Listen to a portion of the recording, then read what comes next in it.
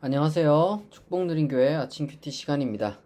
2026년 4월 17일 금요일 아침 함께 묵상할 하나님의 말씀은 창세기 26장 12절에서 33절입니다. 제가 낭독하겠습니다. 이삭이 그 땅에서 농사하여 그 해에 100배나 얻었고 여호와께서 복을 주심으로 그 사람이 창대하고 왕성하여 마침내 거부가 되어 양과 소가 떼를 이루고 종이 심이 많으므로 블레셋 사람이 그를 시기하여 그 아버지 아브라함 때에 그 아버지의 종들이 판 모든 우물을 막고 흙으로 메웠더라. 아비멜렉이 이삭에게 이르되 네가 우리보다 크게 강성한즉 우리를 떠나라. 이삭이 그곳을 떠나 그랄 골짜기에 장막을 치고 거기 거류하며 그 아버지 아브라함 때에 팠던 우물들을 다시 팠으니 이는 아브라함이 죽은 후에 블레셋 사람이 그 우물들을 메웠음이라.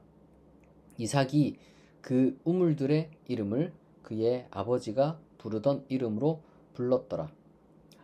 이삭이 종들이 골짜기를 파서 샘 근원을 얻었더니 그랄 목자들이 이삭의 목자와 다투어 이르되 이 물은 우리의 것이라 하매 이삭이 그 다툼으로 말미암아 그 우물 이름을 에색이라 하였으며 또 다른 우물을 팠더니 그들이 또 다툼으로 그 이름을 신나라 하였으며 이삭이 거기서 옮겨 다른 우물을 팠더니 그들이 다투지 아니하였으므로 그 이름을 르호봇이라 하여 이르되 이제는 여호와께서 우리를 위하여 넓게 하셨으니 이 땅에서 우리가 번성하리로다 하였더라.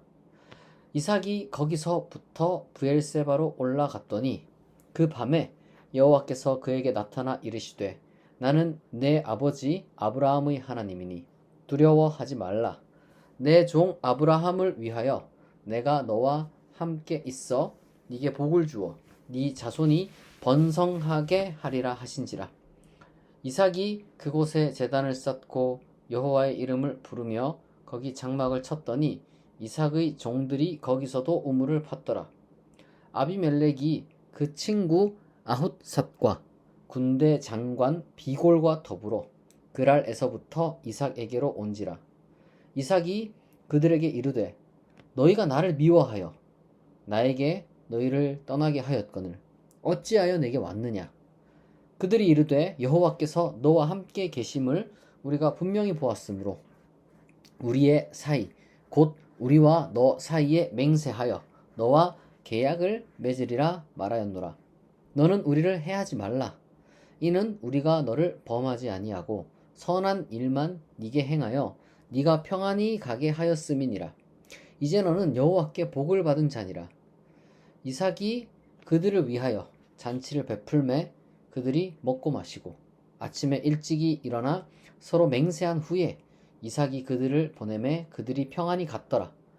그날에 이삭의 종들이 자기들이 판 우물에 대하여 이삭에게 와서 알리어 이르되 우리가 물을 얻었나이다 하매 그가 그 이름을 세바라 한지라. 그러므로 그 성읍 이름이 오늘까지 브엘세바더라. 아멘. 오늘 본문은 이삭이 하나님께 복을 받아서 이제 크게 번성하였지만 이를 시기한 이 블레셋 사람들에게 몇 번이나 우물을 빼앗기는 그러한 내용을 다루고 있습니다. 굉장히 어떻게 보면 참 씁쓸한 그런 내용들이 이제 가득 담겨져 있죠. 이제 이 본문을 이제 읽을 때 이제 어떤 분들은 이삭이 싸움을 싫어하는 아주 온유한 성격이라서 우물을 팠지만 이제 그 땅의 주민들에게 양보했다. 뭐 이런 식으로 이야기를 이제 하는 경우가 있습니다. 그런데 아니죠. 우리가 이제 본문을 이렇게 이제 정독을 하면서 확인을 이제 한 결과 이삭은 싸워서 졌고 그래서 빼앗겼습니다. 이삭이 안 싸우지 않았어요. 싸웠습니다. 그런데 졌어요. 예. 뭐 이삭이 제 아무리 뭐 부자가 되었고 그가 소유한 어떤 그 사명이 있었을지라도 어쨌거나 그는 외부인이고 이제 뭐 이방인이고 뭐 철저한 이제 상대적으로 이제 뭐 약자일 수밖에 없었겠죠. 우리가 이제 이 사건을 다시 처음부터 좀 복기를 해보면 이렇습니다.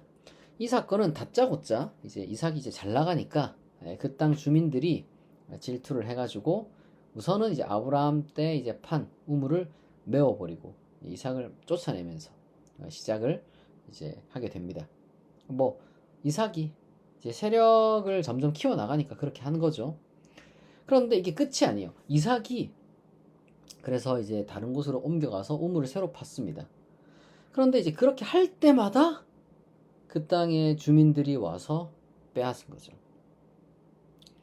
아브라함이 판 우물 한 번 메워지고 이삭이 직접 판 우물 2번이나 뺏겼습니다. 여러분, 이삭이 정확하게 말하자면 뭐 이삭이 이제 목자들이라고 이제 표현하지만 어쨌든 여러분 싸웠어요. 그냥 뭐 뺏기지 않죠. 당연히 이거 뭐 열심히 판 건데 뭐 그들 재산인데 이걸 어떻게 여러분 그냥 내어줍니까? 그렇게 나름대로 싸웠어요. 그래서 여러분 그 우물 이름도 여러분 에색과 신나라고 하잖아요. 이게 다툼, 싸움 이런 뜻입니다.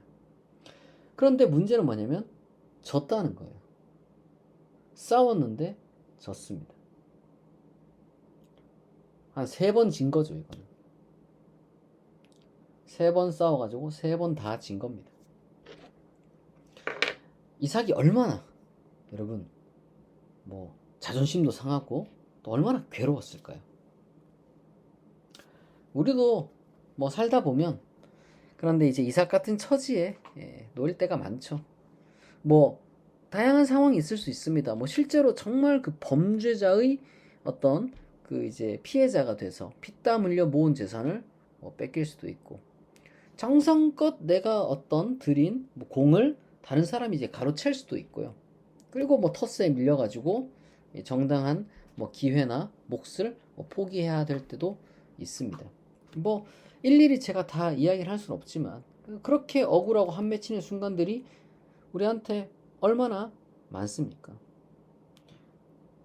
그게 뭐 한 3번 이루어진다고 하면은 진짜 이건 뭐 너무 괴롭죠. 한 번도 괴로운데 2번, 3번 반복되면은 너무 힘들어요. 근데 문제는 뭐냐면 그때마다 우리는 우리 스스로를 나는 패배자야. 이렇게 이제 낙인 찍으면서 괴로워한다는 거예요. 그러나 여러분, 성경이 보여주는 것처럼 그러한 일이 끊임없이 영원히 이어지는 게 아닙니다. 반드시 하나님은 이제 이삭에게 허락하셨던 것처럼 우물을 주십니다. 더는 괴롭히는 이들이 없고 내가 한 일에 대한 이 정당한 대가를 풍성한 몫을 누릴 수 있도록 하나님은 보호하십니다. 이게 바로 르호봇의 은혜예요. 르호봇의 은혜. 그런데 본문은 그 뒷이야기를 좀 더 들려줘요. 이삭이 계속 이렇게 이제 거듭 이렇게 이제 우물을 빼앗기잖아요. 근데 이삭이 또 포기를 안 해요. 뭐 근데 사실은 포기할 수 없는 거죠. 뭐 자기한테 딸린 식구가 얼만데 이제 또 우물을 계속 이렇게 파고 마침내 어쨌든 자리를 탁 잡습니다. 근데 그렇게 자리를 잡으니까 갑자기 이 그랄 왕 아비멜렉이 그의 뭐 친구라고 되어 있는데 뭐 참모로도 이제 볼 수가 있습니다. 이 참모 아웃삭과 그리고 이제 군대 장관 비고를 대동해가지고 이삭을 정식으로 찾아옵니다. 그 이유가 뭐냐? 이 상호 불가침 조약을 맺기 위함이에요.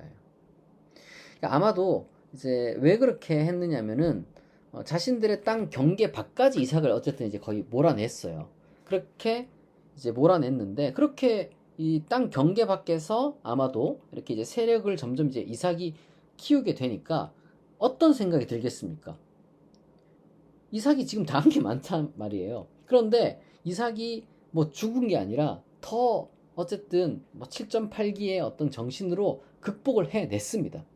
그런데 이 이삭이 그러면은 이 경계 밖 다른 부족과 만약에 계약을 딱 맺어가지고 이 땅을 이제 보복의 마음을 갖고 이제 침략을 할 수도 있는 거잖아요. 안 그렇겠습니까? 그 시대에. 그러니까 이제 겁이 난 거죠. 어떻게 생각하면 딱 자신들의 방식으로 이제 생각을 한 겁니다. 그들은 그렇게 했을 거예요. 그러니까 이 상호 불가침 조약을 사전에 빨리 맺어야 된다. 어떻게 보면 머리는 참 좋은 거죠. 뭐 참 비겁하지만 또 다른 한편으로는 정말 이 투명한, 어떻게 보면 정말 이제 또 머리도 잘 돌아가는 그런 모습이라고 볼 수도 있을 것 같습니다.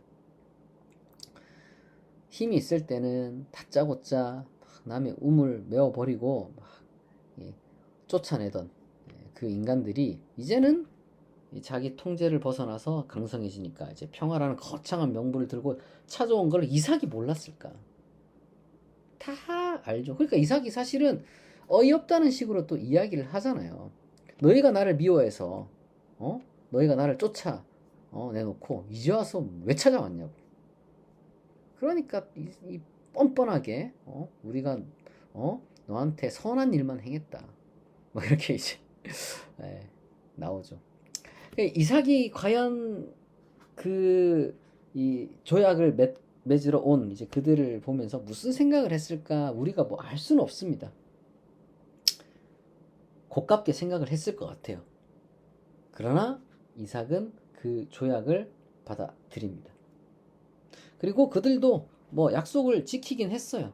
이제 잔치를 이삭이 이제 베풀어주고 그들을 보냈는데, 그리고 나서 이삭의 종들이 와서 이렇게 보고를 하기를 이제 그들이 이제 우물을 메우는 행패를 이제 안 부렸다는 그것을 이제 보고를 한 거죠.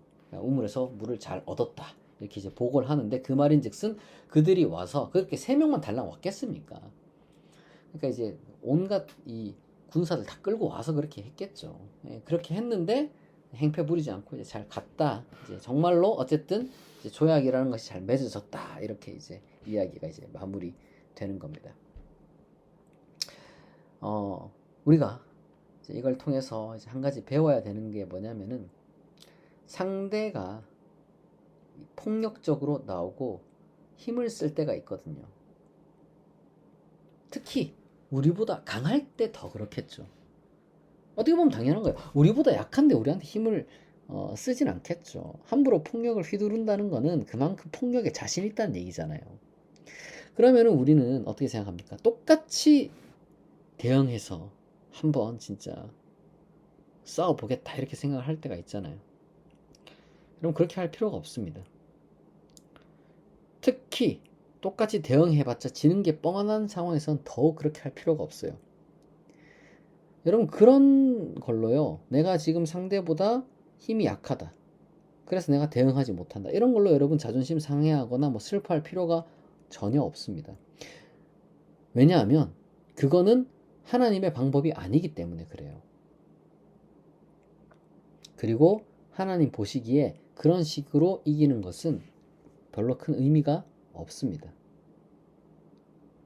우리는요, 인내하는 힘, 견디는 힘을 길러야 합니다. 그것이 여러분 하나님의 방법입니다. 하나님은 인내하고 견디는 자에게 은혜를 베풀어 주십니다. 설령 내가 뭐 인내하고 견디는 것이 약하기 때문에 선택한, 그러니까 어쩔 수 없는 결정이라 할지라도 여러분 비겁하다거나 수치스럽다고 생각할 필요는 전혀 없습니다. 비겁하고 수치스러운 거는요, 힘으로 약자를 억누르는, 억압하는, 괴롭히는, 빼앗는, 폭력을 휘두르는 그겁니다. 그게 정말 수치스러운 거고 정말 비겁한 것이고 하나님 보시기에 정말 악한 것입니다. 그렇기 때문에 우리는 내가 똑같이 대응 못한다고, 그리고 대응할 수 없다고 괴로워할 필요가 전혀 없는 거예요. 내가 패배자다 이런 생각할 필요 전혀 없습니다.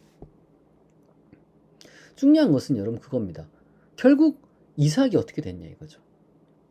이삭은 하나님께서 약속하신 대로 복을 받아서 강성해졌고요.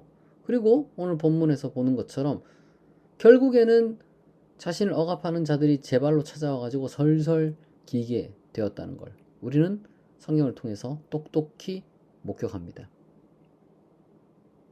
사랑하는 성도 여러분, 우리가 파고 있는 우물들이 누군가에 의해 메워지거나 부당하게 빼앗길지라도 결코 똑같은 방법으로 그들을 이제 상대하려 하지 말고, 또 똑같은 방법으로 보복할 수 없다고, 똑같은 방법으로 이길 수 없다고 여러분 괴로워할 필요가 없습니다. 스스로를 패배자다 이렇게 생각할 필요 없습니다. 하나님의 방법은 그런 게 아닙니다. 그리고 여러분이 하나님의 뜻 안에서 그저 주어진 일을 잘 해나갈 때 비록 시간이 걸리더라도 하나님께서 반드시 여러분의 대적을 무릎 꿇게 하시고, 그리고 또한 여러분에게 풍성한 르호보스로, 그리고 또한 브엘세바로 인도하실 것입니다. 그것을 믿고 하나님의 방식으로 살아가는, 그리고 하나님의 방식으로 승리하는 여러분이 되기를 진심으로 축복합니다.